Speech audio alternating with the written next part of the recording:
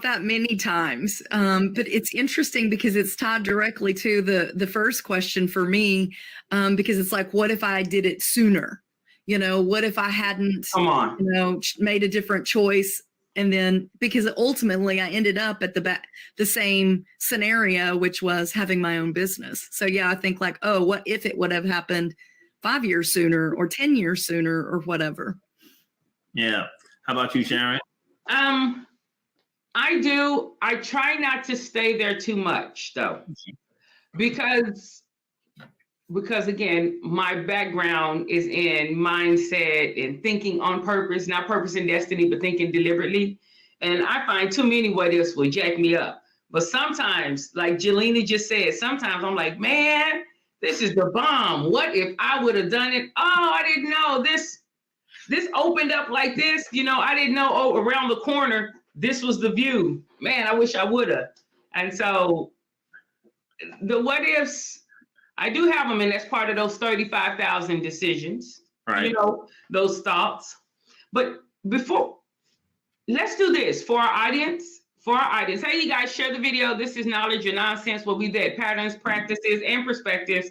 And we just make some things plain. We always want to help the audience, whether we're in the department or outside of the department. So welcome to Knowledge or Nonsense. Let's define what decide is. I don't know that a lot of people really know the true meaning of decide. Jelena, when you hear decide, can you expound on what decide is? Oh, yeah. And this is, I mean, it's very subjective and there's different pieces to it. So let me just qualify with that. I feel like it's gaining clarity on what we want. Come on. I feel like it's comparing choices. So it's an awareness first, which maybe comes with the getting clarity. Making a decision, making a comparison, evaluating for the best case scenario based on your need, your personality, your bias, or any combination of different things.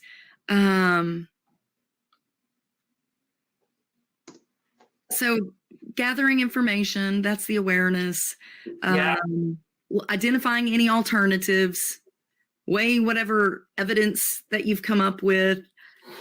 It's a lot. You're making a choice. It is a lot. It's a lot. I don't think people know. And they'd be like, that's why I really like, even with what people call resolutions, I really believe a key part of that not making the cut is because people don't have the awareness of everything involved. They don't gain that clarity. They don't evaluate. They just say, I'm going to do. And I'm not saying that's good or bad. I'm saying it's incomplete. It's incomplete. Yeah, I agree. So if I had to summarize it in one thing, I think I would just say it's a type of problem solving skill. Yeah. Like that's much, but so even like what you're talking about, the 35,000 decisions. So for me, even to be asked that question, it's like 2,000 different decisions just roaming around in my head. It's like, ooh, what do I want to say? What do I want to say? Right. What's so amazing? When I hear a word, Sharon, I automatically, my mind is gonna deter to the root of the word. And what's interesting about the human language, when you look at the word side, CIDE, it means kill, right? Yeah. It means insecticide, pesticide, it means kill. So if the acronym is to be resolute, right, to finally kill illusionary false decision, then decide means to be firm. It means to finally come to a conclusion, to give a definitive response. Right. So it's powerful when you really dig into it, how much thought process goes into a simple decision. And it is true awareness, because you're not aware how many neurons, your mental synapses are just battling to tell you what to do next.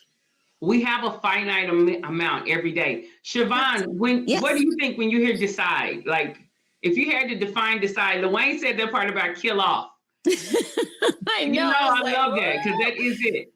Because that literally is what you're doing. You're killing off all these other things that you don't want to take precedent in your mind at that time. So I love that.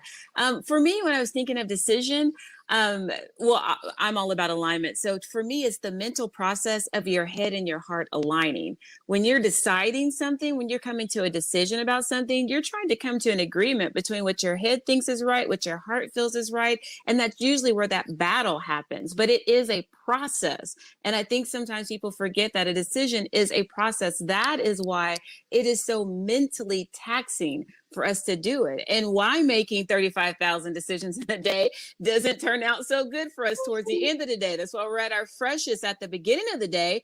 Towards the end of the day, you're like, you know what? I don't have the energy. I don't have the time. It just is whatever. Like, it's it's a scientific study that proves that towards the end of the day, your decision-making process deteriorates. They actually studied a group of judges and realized that the same cases that they heard in the morning were 70% more likely to get better decisions than the same exact case that came towards the end of the day.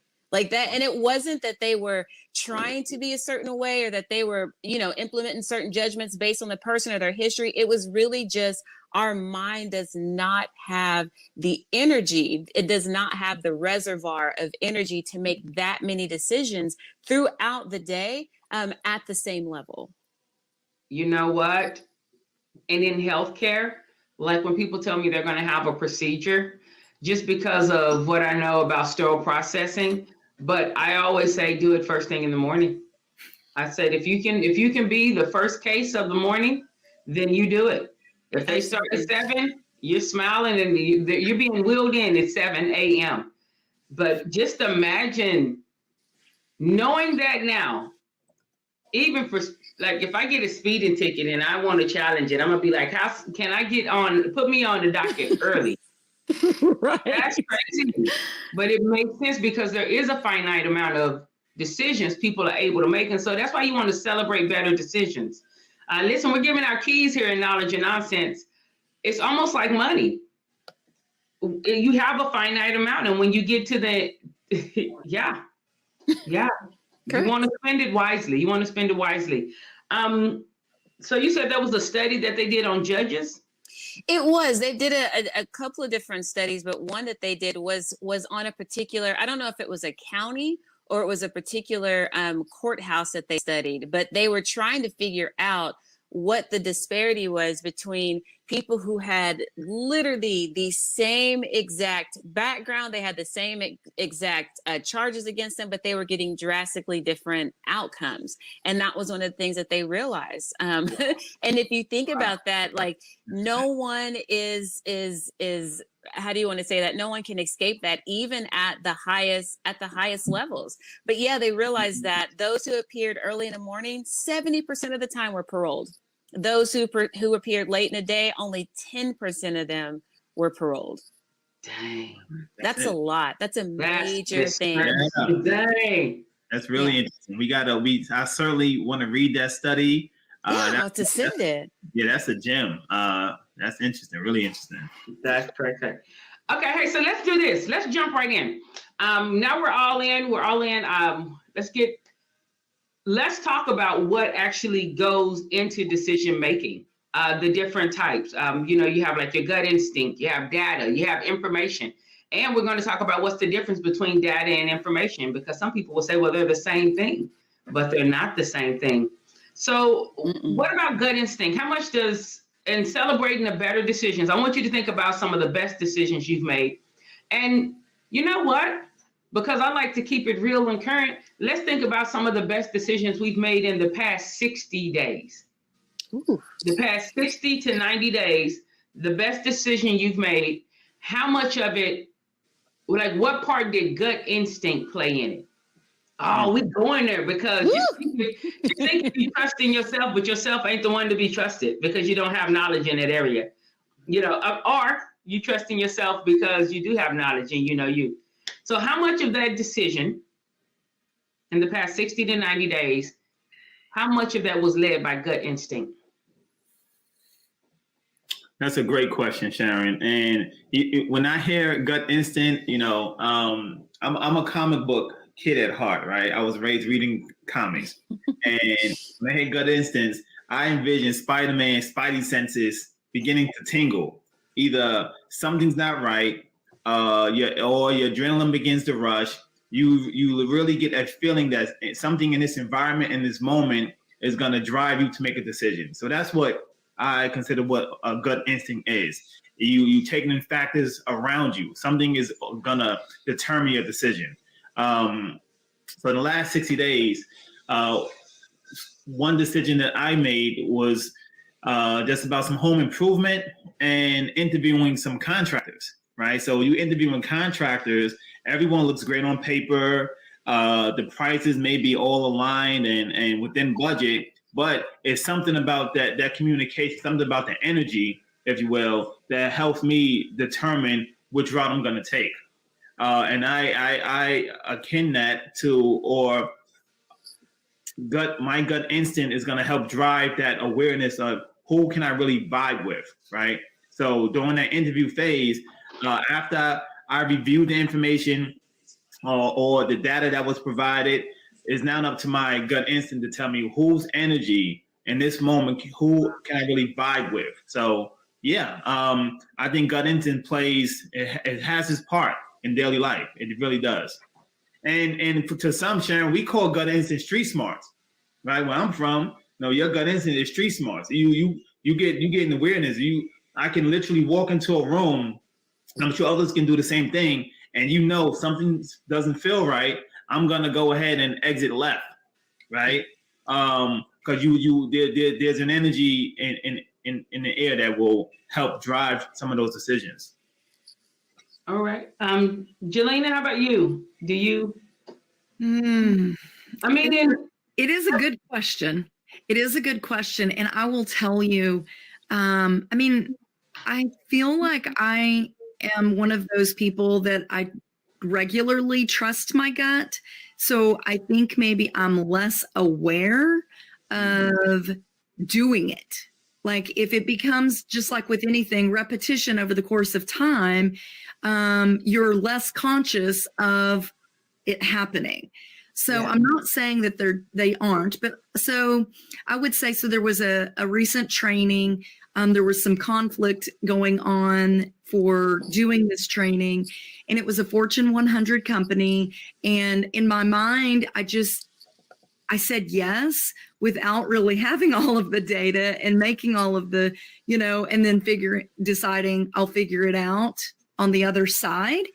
And it worked out perfectly. And it couldn't have worked out any better, actually. So I would say that definitely it happens. I think for me, I'm thinking it's like, I feel like I do that all day. And you probably do. So Siobhan, I'm gonna ask you this. You probably do because it becomes muscle memory. Correct. Once you've learned the vetting process for so long, then it may feel like a gut decision. Like you said, street smarts, but you had to know something about street smarts before you had it. Hey, Sharon, before you get to Siobhan, I sent you an article link, and in this article link is titled Intuition or a Gut Feeling. Intuition or gut feeling is an understanding or knowing of a situation without having specific data or evidence at the time to make an analysis or the reasoning. So instinct is an innate hardwired tendency. So just to qualify your point, it is hardwired. And because it is so hardwired, we're not aware, we're not always aware that we're doing it. So that article was a good precursor review. Yeah, definitely. Love that. All right. I'm going to put that link in. Siobhan, percentage-wise, how much of your decision-making do you feel like goes toward gut instinct typically? Like, is it 10%, 50%, 90%? Ooh, I would definitely say it's changed a lot, but it's definitely in that 70% or more. Because, and the reason for that is definitely what he just mentioned is for me, your gut instinct is your intuition. It's that instinctual knowing of something. And I feel like the more you trust yourself, the more you adhere to that thing. So for me, in the process of me getting to know myself, getting to understand myself, and making sure that I was in alignment with my true self, I definitely rely on that a lot more. I'm also a big energy person. And I feel like you can have information about a person, but when you get a vibe or a feeling from someone, you should trust that. Because I've learned 9 times out of 10, that feeling that you're getting sometimes outweighs the information that you know about that person. And I'm not saying that's all the time. That has to do with some trial and error and definitely getting to know yourself. But even in just decisions that I've made in the last 90 days, my trusting my gut instinct, understanding my intuition, and that skill that I have has actually helped me and saved me from situations and loss of money that otherwise looked great on paper. All right, what we're going to do right now, we're going to take a commercial break. And when we come back, we're going to just celebrate some better decisions. Whether that is your decision or kudos you want to give to someone you've seen in the workspace, celebrate their decision. Just be like, sometimes you see somebody working or something and you really want to just be like, yeah, good job. I see you. So we're going to celebrate some better decisions, and then we'll go back into asking about those components of decision making. So yes, we're going to talk about our data. Yes, we're going to talk about information. We're going to talk about those things because we want to be sure that the data and information we're using is credible. All right, so we'll be back in just a second.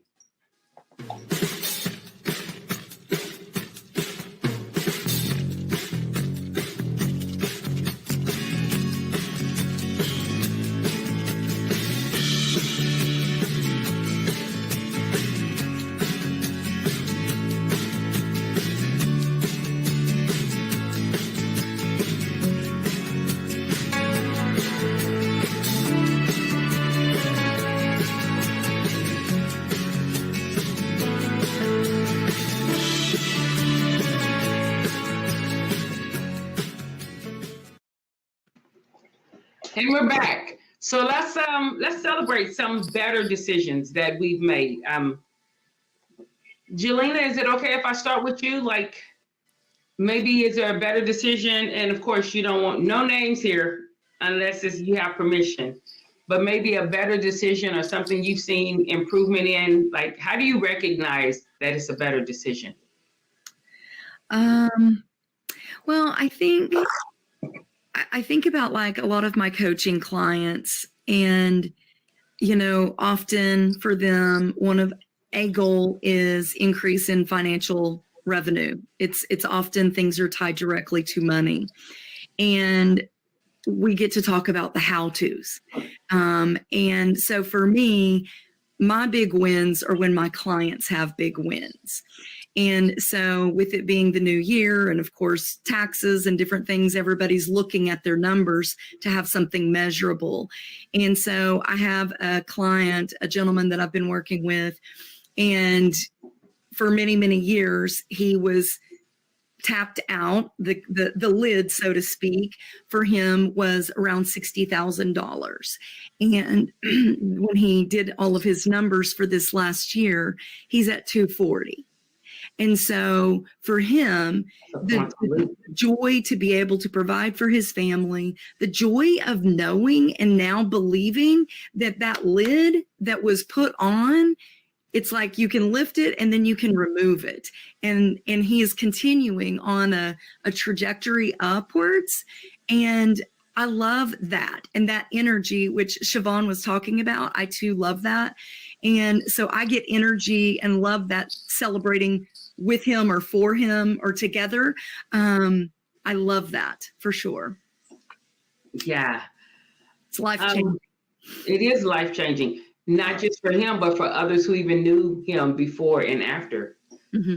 So when I celebrate better decisions, I'm asking myself this question too. The better decisions, I love the fact when you make better decisions, others will make better decisions too. Like there are people who watch you. Absolutely. And when they see the benefits of you making better decisions, And what happens is it begins to compound like interest. I love that. You know, I love that because it's like something clicks that is possible. Lids are removed. Luane, how about you? I think is you know what you both shared is so important. You know, we stand to be the catalyst for other people's success, right? So many are standing in the wings. Some that you may not even know are watching to see how you maneuver through circumstances, how certain decisions help you just move the ball. So many folks are just stuck in their current reality because of poor decision making or no decision making.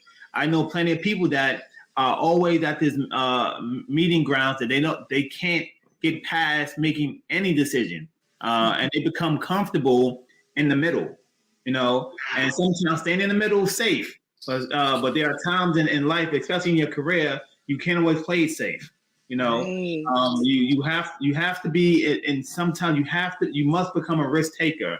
After analyzing the data, after converting that data into information, you have to become a risk taker for the sake of, you know, truly being at the point, am I going to drink this water or not? I'm just going to remain thirsty for the rest of my life, right? Wait, let's go there. Let's go there. Wait, we're going to go. Everybody hone in right here. We're going to go there because that is analysis paralysis. And then, so Siobhan, when you think of analysis paralysis, what do you think of? Luane said people are just stuck. And yes. When you think of analysis paralysis, what do you think of? Whew. When I think of analysis paralysis, I think of that moment where you have,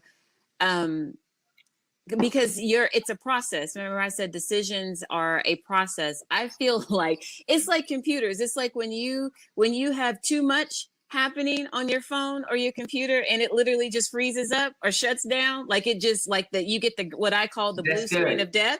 I feel like that is what happens to us when we have way too much going on, or we're trying to do too much or trying to make too many decisions. At some point we get to where it's so overwhelming, we can't move. We literally are just stuck where we are. It's our mental process, like our internal, because I feel like our mind is the greatest computer that we have. Like we upgrade everything else, but we tend to neglect our mind. And it is the greatest computing system, that piece of technology that we have access to, which is our mind. But when we don't utilize it the right way, or we don't, if we don't utilize it the right way, it becomes where it gets stuck. So even with me earlier logging in, I just got this circle that was going. You all could hear me and I could see nothing. Like I just got this circle because my computer was like, no, ma'am, that's not what we're doing right now. And I feel like that's what our mental space does. Sometimes we get to where our mind is just in this ever evolving circle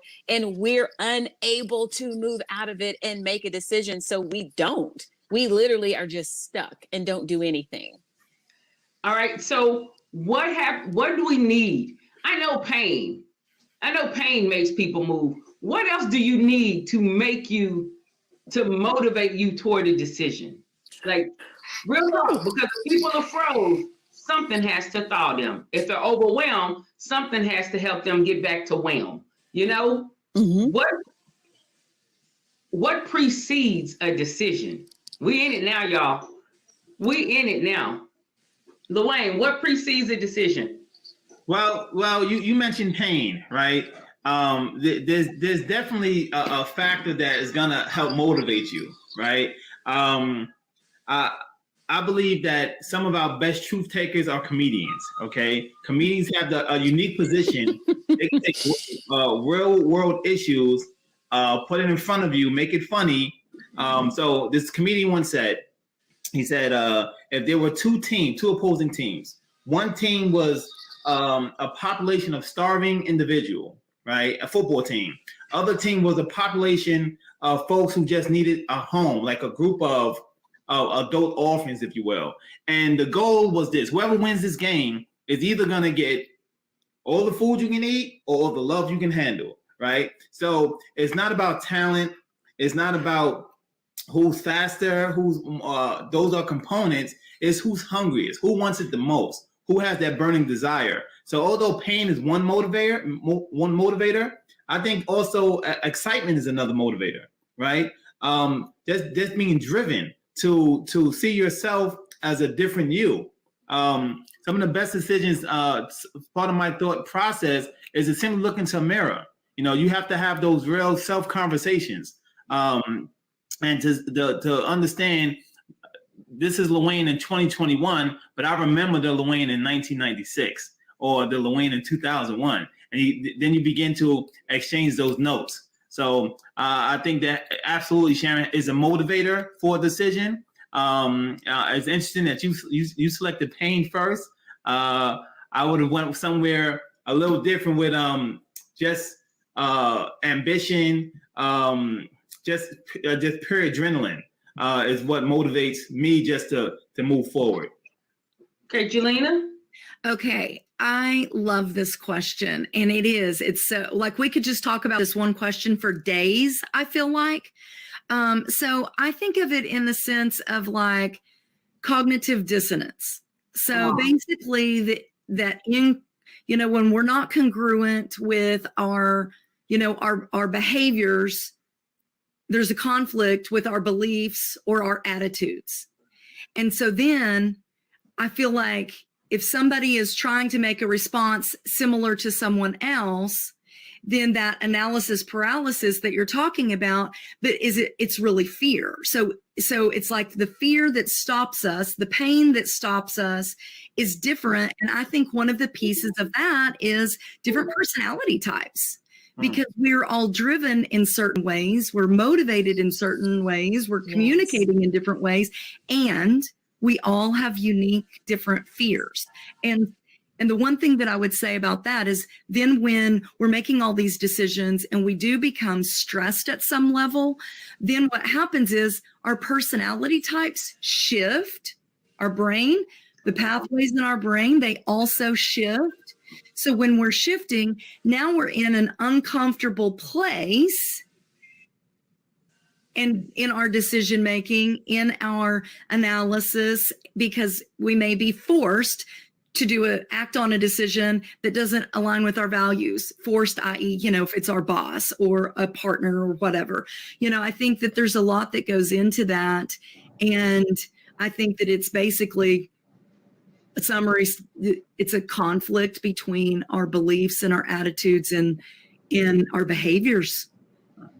Yeah. That's interesting. Hey, fear is a significant motivator. I so agree.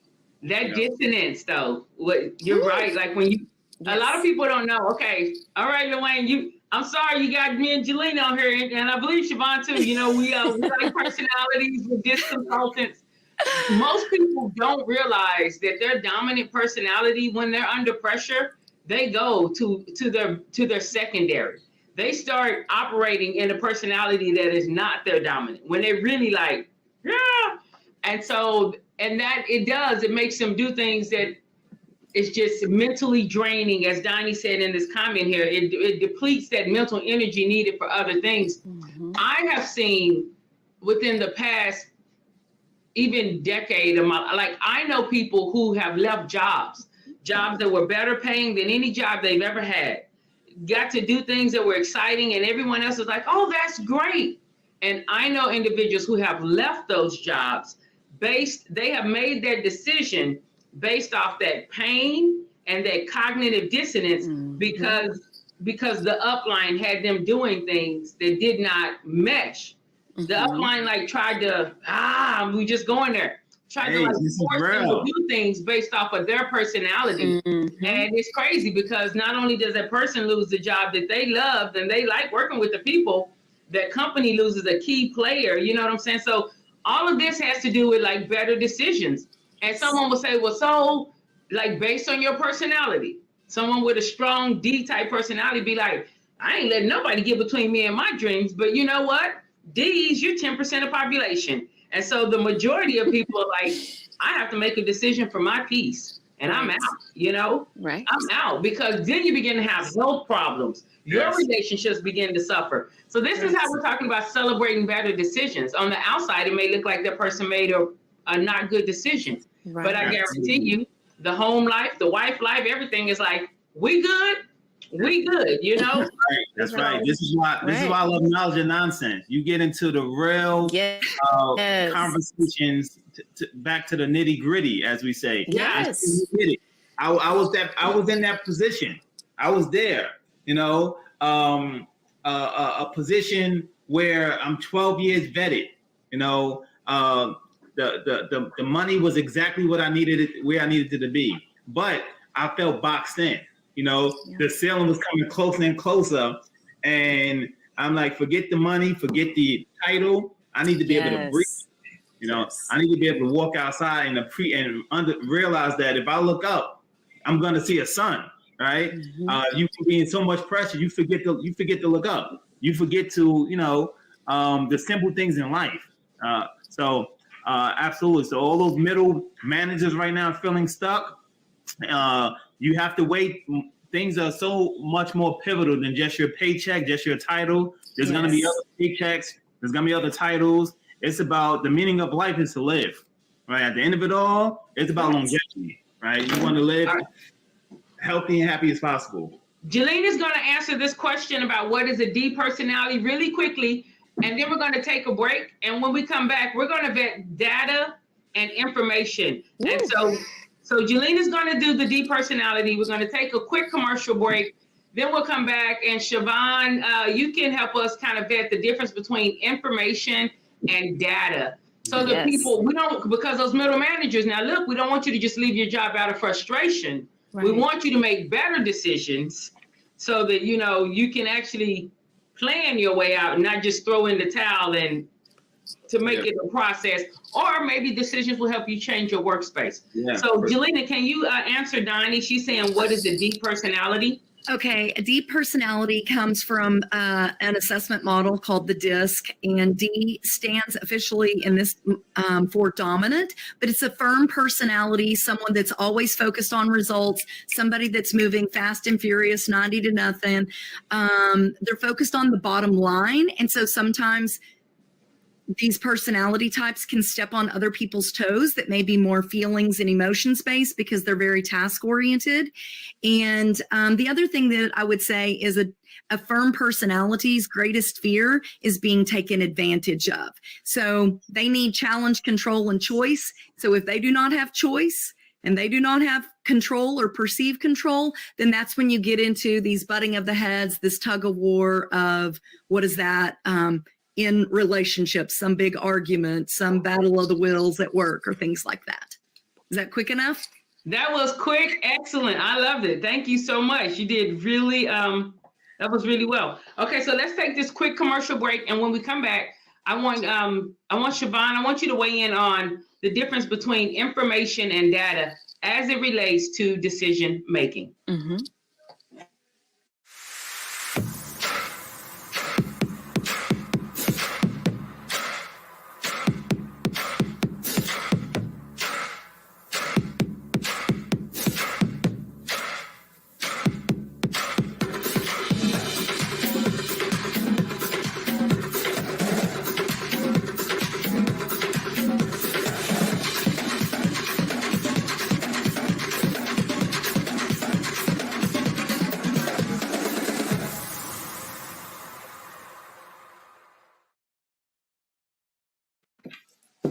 All right, and we're back. So when people are making these decisions, and so that it's not just pain, it's not just a reaction to pain. We want to have more of a response. Siobhan, can you help us with like the difference between information and data and how you apply it to decision making?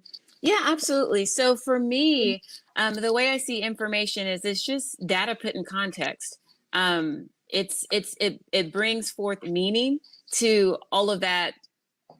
All of the data. I mean, because data can come in many different ways and it doesn't necessarily mean that it makes sense. So I feel like the information is putting it in context, but what that does is it forms the basis for knowledge. It forms or it gives you the avenue to be able to make a proper decision. And I feel like you need both of those. So I feel like data is good. It's good to have data, but you need to put it in context. You need to be able to understand it at a level that's going to make sense for you to make an appropriate decision. And so you need both of those things interworking, I feel, in order to make the best decision possible. So we were talking about like gut instinct, and you can go off your gut, and that doesn't necessarily mean that you're relying on any source of data or any other type of information. But when you combine when you understand, and we're talking about personality types, when you understand how your personality type, how your mind receives and interprets information, it makes that process easier for you, or it makes it a little bit more understandable for you. So then you know what pieces of what puzzle you need in order to make an appropriate decision. If you know that you're more prone to fear-based decisions, then before you do that, like that's data. That's something that you can go back and take record of. Every time this type of decision comes up, I lose my everlasting mind and I don't make good decisions. So if you know that, take that data, put it into context and say, okay, now when fear comes up about something, I'm big on meditation, I'm a meditation guide, then maybe I need to take some time and sit with this before I give an actual decision or before I verbalize what that thing is. So it's understanding yourself and knowing yourself and putting everything into context so that you're not making what we call a rash decision, or you're not suffering from analysis paralysis because you don't know where to move, or you're just simply not doing it at all and you're just putting it off and just hoping it solves itself, because that's not a solution to it either. All right, Luann, you had a question. I can see a question on you. I'm telling you, as we're doing this, like, we really need to do a personality show, because it will help even with the information we're giving, because I like shiny new objects. So I require, I like shiny new objects. I have a best friend who's like, no, you cannot order. No more orders from Amazon. Amazon's over. Because I'm like, oh, this will be good here. But that may be like what she's saying, like, okay, so that's good information, but will it be good here for me? Like, do I even have time to implement this process?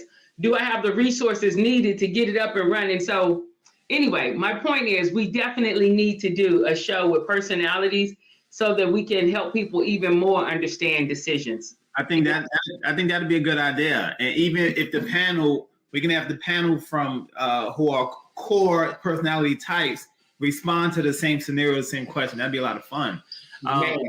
What's super interesting that I always found of interest are those people, again, that have a hard time making a decision, right? So I'm more of a type. I'm gonna promote you to make a move. Go left or go right, but don't stand still, right? Don't stand still for too long, and not making a rush decision or rash decision. No one likes rashes, right?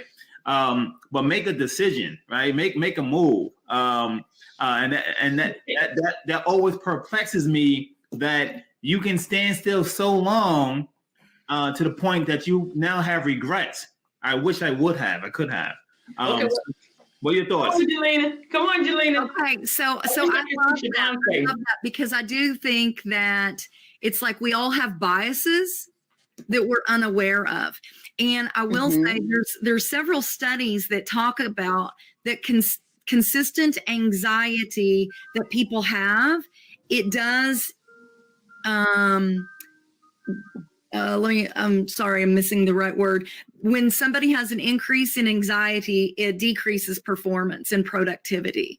Yes. And so some people may not even be aware of what their emotions are, or that they're having anxiety.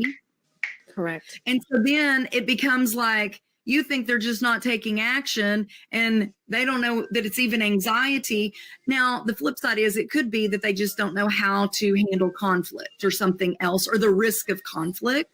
But I just think that there's a lot of emotional bias that how many people can check in with themselves and know what feelings that they're even having that then contribute to their decision-making process. Yeah. So I don't know. It's interesting. So for the managers, Wayne had put something out there you'd mentioned about the middle managers. Let me put that in, because I definitely wanted to show people who are in management and in sterile processing. You've worked with a manager, like managers who who like they yell, or they're like micromanagers. They're like, and sometimes, and then that person isn't moving, as Jelene is saying, or they're not moving at the speed which you would move. And so therefore, because you would move like that, you think they should move like that. And that's common sense to you. That's a recipe for destruction and high turnover, because they're somewhere froze. They're not trying to, they are locked up. You have, dude, you're a bully. You have locked them up, you know, and no one's going to tell you you're a bully in that aspect.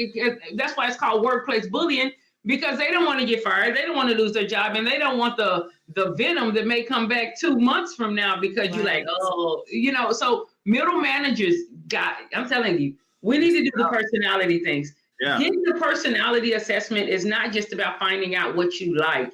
It is a tool for success for you and your team. And Can I add something? Sorry, I've gone on. Come on, Siobhan. Yes. I love that when you say that, even in middle management, because I've been under management that's been that way, but I've also been a leader that's been that way. And so, to be very honest with you, and one of my biggest aha moments or epiphanies was something where I said, stop expecting you from other people. Everybody is not you. They're not going to think like you, talk like you, walk like you, move like you, make decisions like you, lead like you. Those things aren't going to happen. And when it comes time for delegation, because that's one of the best decisions I've ever made, was learning how to delegate. I also had to realize that when you delegate, people aren't going to do things the way Siobhan does them. But if they get them done and it gets to the right outcome, why are you stressing about how they did, like the way that they did it, and every single nuance and small detail of what they did? Did it get done? Was it successful? Do they feel good about it? Then that's where you come in and you say, okay, now if there's parts where it's like, yes, we need to improve on this, we need to tweak this, we need to expound on this, then do that. But stop expecting you from other people, because everyone is not going to do things the same way you do. And with certain personality types, that's what ends up becoming your downfall, because you want to make micro yous. And that does not make sense. Like, if everybody in the world was us, like, how boring of a world would, I mean, personally, that would be kind of bomb on some aspects of it. I'm not gonna lie, because I'm just like, you know what I mean, crazy and all over the place. But if everybody was like you, like, that would be a very boring world. There's a reason why we're all different. There's a reason why we're born and have an innate set of characteristics and skills and attributes and different things of that nature, because it makes this world so amazing and so beautiful. But I just wanted to say that, because I feel like that's what we're doing when you're doing that. You're expecting you from other people. Stop that. Come on. These are tools you can use on knowledge and nonsense, real talk. And we're talking about celebrating better decisions. These are better decisions. You tired of high turnover? You know, you're like, you know, my team won't get it right. Oh, I'm so sorry, I must say it. What if it's not the team? What if an adjustment can be made on your part that could just unlock the team, and then they could run? And so these are things we want to help you make. We're giving you some information right now. Yes, we are. I see Luane like, wow. It's real talk. You're dropping gems. And again, some of those best managers are coaches, right? They may not tell you what you want to hear, but they're going to tell you what you need to hear to get what you want. Right. Again, kudos. Yeah. That was good. I feel like this is a good time for us to, let's just talk about what's in the news for a second, but we're going to come back to this, because I'm sure, hey guys, if you're interested in us doing a personality show, please text it to the number. When we come back, maybe we'll talk about ways that we can help micro managers make better decisions. Are you guys up for that? I know it's off the beaten path a little bit, but are y'all up for it? Sure. Absolutely. Sure. All right, let's do that after we take this next 3 minutes or so. And Luane, tell us what's in the news. Hey, look, this week has been all about financial trading, and you don't have to be a financial guru to understand what you've been seeing. It's real. So in short, you mentioned bullying. There was some cyberbullying going on, right? So different spectrums. They have someone called short sellers. Short sellers are these huge brokerage firms that they purchase stocks in anticipating that these stocks are going to fail. The more these stocks fail, the more money they make. Well, you had a Reddit community, a forum, who decided otherwise. This on Reddit, if you don't know what Reddit is an amazing forum. This forum put out certain stocks. One stock was GameStop, another one was AMC, another one was BlackBerry. And they decided to invest their own dollars to their members. Hey, invest your $5 or your $10 in these stocks, sent these stocks soaring. So the more money these stocks would grow, the more billions that these brokerage firms would lose. So I think we're now at the tune of $40 billion plus that were lost because small time investors were buying stocks that were off the beaten path, forgotten about. Mm-hmm. So I urge you all, just Google the term short sellers. Go to Robinhood's website. They have some amazing news articles. There's a bunch of PR nightmares going on out there because of different. The Robinhood CEO was on an interview on CNN, and he says he's speaking his heart, but he said some things that are going to come back and bite him. Again, have you seen what's going on with these stocks? What are your thoughts? Yeah, I just saw there's a guy, his name is Wall Street Trapper, and he's always rocking a sweatsuit, right? But that's his brand, Wall Street Trapper. You can find him on Instagram, on IG, and he's worth listening to. Like, you may not, he has a mind that's amazing, but he put a put against the stock because he was watching it and he was like, yo, this thing is either gonna go crazy or it's not. And so he made an inordinate amount of money. And so a lot of his followers were fussing like, well, why would you put a put? Because I guess a put means in case it goes, it's like betting against it, so to speak, in Japan away. And he's like, no, you have to understand this whole thing. Like, it's not just you make money when things rise, you can make money when things don't, if you understand the whole stock. Yes. So watching him and then just listening to people really get on Robinhood. And I'm like, Robinhood's supposed to rob the rich and give to the poor. Mm-hmm. In this case, Robinhood did a flip. Yes, that's they did. The thing that they put out is, hey, we democratize this thing. Anybody can get rich. And so when they quit letting people, they stopped operations so people couldn't buy and couldn't get in and do things. And so, man. Yeah. To the point that Google actually had to step in because their ratings, like, they had over 100,000 bad reviews. Like, they literally dropped down to a 1 star because they were trying to control the decisions of the people that utilize their system. Like, it bit them hard. It will bite them hard because they stopped the common people. Yes. I mean, I don't know if we actually call ourselves common, but for the purposes of this conversation, they stopped the common people, AKA the little man, AKA non-Wall Street investors, from being able to capitalize on this opportunity. But the people who were already investors were still allowed to. And like I said, that was the whole premise, and we make it easy for you to do it. It was amazing. We're your representation. Right. However, hold on, there's too much money, so we gotta. It was absolutely amazing. I think one of the coolest parts to witness is to see all of the cameos. So you had Elon Musk jump out there supporting, and this is Elon Musk is one of the richest people on the planet. For him to jump out there and put out certain statements, so that was really cool. You really see what people are made of, and they have a lot to lose. You have a lot to lose putting your name on the line for a cause that you didn't initiate. So get involved. Go check out what Elon Musk said. He jumped out there on Twitter and full support, going at Robinhood's neck. Like, gentlemen, what's going on? What are you thinking? What are you thinking? So it was. This was an interesting week. It was like. The stocks go like this. Sometimes they go like this. Sometimes they go like this, but this did like this, Man. The power of the people, right? Yeah. And they really talked about how much money had to be in play even to make things happen like they happen, which means probably you're going to have that, it's not the SEC. What is it? It is the SEC, the stock exchange. So there's probably going to be all kind of Senate hearings and things like that about it.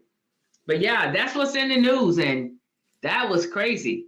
But hey, let's come back out of the news let's talk about, we're going to go on. I see someone has put I know a lot of micromanagers, who get upset on how our teachers are operating. Wow, I didn't even think about that. Yeah. In the educational field. Why do you think they get upset? Is that the personality thing too? Well, I think it's part of their business model. Again, you got principals. We love our principals who some don't have educational background. Some, their main commodity, unfortunately, used to be the children and rearing and raising children. Now it's rearing and raising test scores.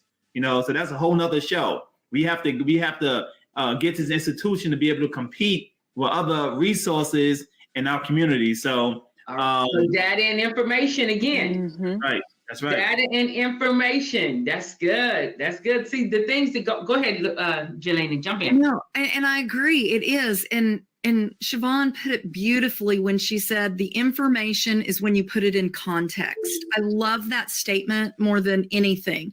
And it was beautifully put because it's that we have such an all or none thinking, often, and it is sometimes a lack of context, so it's like a way to get the students to perform at a high peak level for test scores and things like that, which then gives them money. That's a way for one teacher, but then to think that the next teacher, again, it's like those biases. So then somebody doesn't want to draw attention to themselves while other people do. And some people, it's so interesting. I do think it's context again. And so much of the biases that go with that, I just think it makes me a little bit sad that instead of how can we achieve high test scores, this is the way to achieve it. Right. And it closes down. It limits so many people. Yeah. It limits though too, because how many of our innovations and discoveries came from people being able to be creative in their approach. Correct. And then you find a better way. Sometimes it's a different way, but this is celebrating better decisions. And here's the thing, a decision is not just a decision. Even the gentleman who made a decision to bet against the stock market, the stock last week, and people were upset, he made that decision based on information, based on data, information, gut instincts. And so to celebrate better decisions, he's celebrating this week. Nobody was fussing, as he said, when he lost 15K the week before. It was like, nobody was mad at him. But he that same system caused him to make better decisions, and he's celebrating those better decisions right now.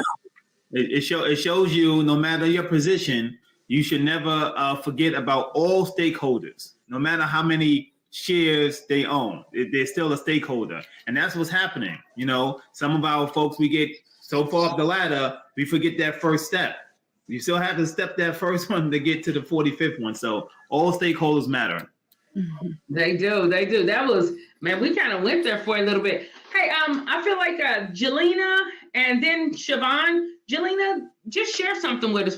What's on your mind right now that you'd like to share? There's no right or wrong. So there's a John Maxwell quote that I love, and he says, "Life is a matter of choices, and every choice you make makes you." And I find that to be a very empowering statement, because if we think about it, like, we have a choice of even how we respond to some of those other people and places and things. And so I love that. And I do believe also that if we can, have more awareness ourselves for our emotions, for our underlying the things that are influencing us, I think that we are better problem solvers in general. And so, I love that. It also means the choices you don't make you as well, because that is a choice. That's great nuggets. Siobhan. Ooh, there's a lot going on here. I love all this whole conversation that is happening right now. I really just love just being able to recognize and understand what decision fatigue, because it was maybe I was looking over kind of this morning for this, but it's a quote by Friedrich Nietzsche that says, "He who has a why to live can bear any how." And I think sometimes we get so caught up in how we're going to make a decision or how a decision is going to come to fruition that we don't really pay attention to why we need to make a decision. And so I feel like sometimes that can get us in analysis paralysis as well, because you're trying to figure out how something you haven't even concretely made your mind up on is going to come about. And so it's that whole future thought of things like, oh, but what if this, or decide to do this, then what are all these things that can go wrong? And sometimes with our emotions kind of getting the best of us, especially for people who are overthinkers, because I definitely can fall into that category of things, you tend to go way down the rabbit hole instead of just starting at the top. Like you haven't even went in the hole, but you thinking about how deep the hole is, what's down in the hole. I wonder who built the hole. I wonder what they thought when they built the hole. I wonder what kind of rocks are in the hole. Like you are so busy doing all why they build the hole this way? Right. Like all of these things that you never just be like, okay, but I really just need to get in the hole. Like you never really pay attention to that. So that's something that, yeah, just being and I love that even with how our emotions play a part in that. Something that Jelena was talking a lot about as well is just understanding you and how your mind works is so key and major to any type of decision. And then also what we were talking about, which was the hierarchy of decision making. Like even a guy that made all the money from all this stuff, like he understood there's a whole hierarchy of knowledge. Like he didn't just go with one thing. That's what he did. He applied all of the variables that go into making a proper decision. And because he did, now he's able to reap the benefits of that. But sometimes we focus on one aspect of that hierarchy instead of understanding that all of them are a major contribution to the decision-making process, because it is a process. Drop the mic. She can drop the mic. She can drop the mic. Hey, this has been so good. We're a little bit over. It got so good. I'm just like, man, yes, because in celebrating decisions, those are the things that you really think about. If not, you'll be like, man, they made a good decision, and you'll focus on only like the what, or only what the decision was about. You know, they will think that good decision only had to do with GameStop. No, that good decision had to deal with gut instinct, information, data, putting things in context, you know, trusting the gut, going forward with it, looking at things all the way around. And so that's how you really get to celebrating more better decisions. You realize decision making is a hierarchy of knowledge, and it is a process. I just want to thank you guys for coming on this weekend. LaWayne, do you have something before I start doing this wind down close? Hey, we're good. I want to, our panelists, Siobhan, Jelena, please come back. This was fun. And last week showed us this, right? One takeaway, another takeaway. No one could predict the firestorm after those decisions. So I want to that's good. No one could predict that, right? Because now we're going to have Senate hearings. You got last week alone has empowered so many non-investors to join the investment pool. Is going to have a positive impact on our economy. So you just watch the stock market this week versus last week. Hey, I'm looking for Blockbuster Video to make a return. That was a joke. But Sharon, take us out.